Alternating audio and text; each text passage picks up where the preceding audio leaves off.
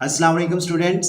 इस वीडियो में हम ninth class math chapter 1 exercise 1.4 उसके क्वेश्चन नंबर 3 पार्ट 1 पार्ट 2 और पार्ट 3 सॉल्व करेंगे। तो क्वेश्चन है फाइंड द फॉलोइंग प्रोडक्ट्स। हमने इसमें डिफरेंट मैट्रिसेस गिवन हैं, उनकी आपस में प्रोडक्ट्स को फाइंड आउट करना है। अगर हम पार्ट 1 की बात करें तो ये एक मैट्रिक्स है जो कि एक रो मैट्रिक्स है और ये एक और मैट्रिक्स है जो कि कॉलम मैट्रिक्स है। तो इन दोनों को हमने मल्टीप्लाई करना है, इनकी प्रोडक्ट फाइंड आउट करनी है। तो प्रोडक्ट के लिए मल्टीप्लिकेशन के लिए हम पढ़ चुके हैं कि जो फर्स्ट मैट्रिक्स है उसमें नंबर ऑफ कॉलम्स और जो दूसरा मैट्रिक्स है सेकंड मैट्रिक्स है उसमें नंबर ऑफ रोज दोनों इक्वल होने चाहिए। तो हम देखते हैं जो फर्स्ट मैट्रिक्स है इसमें नंबर ऑफ कॉलम्स कितने हैं, 1 2। तो फर्स्ट मैट्रिक्स जो है इसमें नंबर ऑफ कॉलम्स 2 हैं। अब जो सेकंड मैट्रिक्स है उसमें नंबर ऑफ रोज कितनी है, 1 एंड 2। तो सेकंड मैट्रिक्स में नंबर ऑफ रोज भी 2 हैं। तो ये दोनों मैट्रिक्स आपस में मल्टीप्लिकेशन के लिए प्रोडक्ट के लिए कन्फॉर्मेबल है, यानी कि मौजू हैं, कंपैटिबल है। तो हम अब इनकी मल्टीप्लिकेशन स्टार्ट करते हैं। ये इजी से क्वेश्चन है, शॉर्ट से क्वेश्चन है, ये कोई इतने डिफिकल्ट नहीं है। तो इसमें क्या होगा, जो 1 है ये 4 से मल्टीप्लाई होगा। तो 1 इंटू 4, इनके गिर्द आप राउंड ब्रैकेट लगा दें, इनके दरमियान प्लस आएगा। अब जो फर्स्ट रो का सेकंड एलिमेंट है 2, ये 0 के साथ मल्टीप्लाई होगा। तो 2 इंटू 0,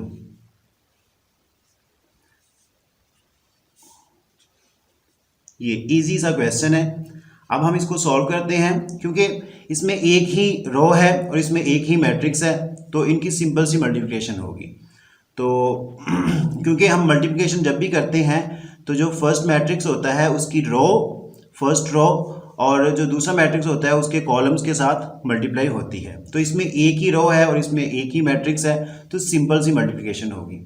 1 4 से मल्टीप्लाई होगा तो 4 आ जाएगा, प्लस 2 0 से मल्टीप्लाई होगा तो 0 आ जाएगा।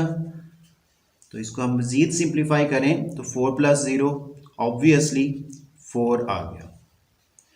तो ये हमारा आंसर है क्वेश्चन नंबर 3 के पार्ट 1 का। अब हम क्वेश्चन नंबर 3 के पार्ट 2 की तरफ मूव करते हैं। इसमें भी अगर हम देखें तो ये एक रो मैट्रिक्स है और ये एक कॉलम मैट्रिक्स है, यानी कि फर्स्ट मैट्रिक्स में नंबर ऑफ कॉलम्स कितने हैं 1 एंड 2 कॉलम्स हैं, और जो सेकंड मैट्रिक्स है उसमें नंबर ऑफ रोज 1 2 हैं। तो इसका मतलब है कि नंबर ऑफ कॉलम्स और नंबर ऑफ रोज इक्वल हैं, तो ये दोनों मैट्रिक्स आपस में मल्टीप्लाई हो सकते हैं। स्टूडेंट्स इस चीज़ का आपने खास ख्याल रखना है, कोई भी आपने मल्टीप्लिकेशन करनी है, प्रोडक्ट फाइंड आउट करनी है मैट्रिसेस में, तो आपने सबसे पहले उनकी कन्फर्मेंस जो है ना वो ज़रूर चेक करनी है। कन्फर्मेंस मीन कि क्या वो एक दूसरे के साथ मल्टीप्लाई हो भी सकते हैं या नहीं। तो अब इस केस में 1 5 से मल्टीप्लाई होगा, 1 इंटू 5, इनके दरमियान साइन प्लस का आएगा। 2 माइनस 4 से मल्टीप्लाई होगा, 2 इंटू माइनस 4,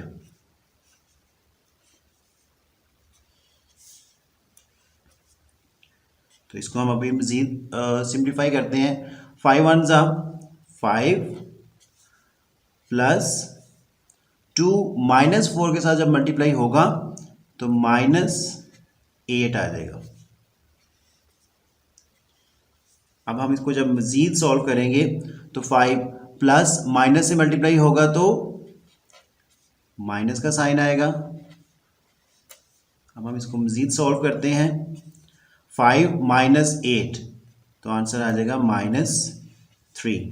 ये हमारा पार्ट 2 का आंसर आ गया।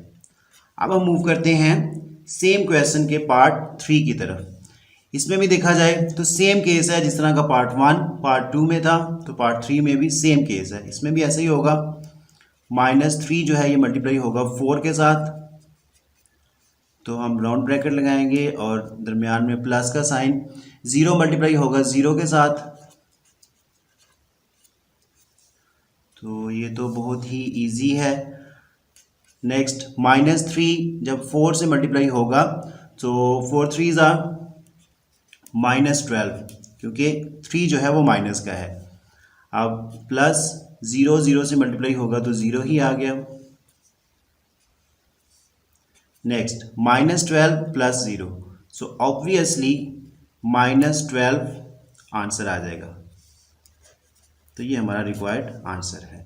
होपफुली आपको इस क्वेश्चन की समझ आ गई होगी। इवन दैट अगर आपका कोई क्वेश्चन हो, कोई क्यूरी हो तो आप कमेंट बॉक्स में लिख सकते हैं। Thanks for watching the video.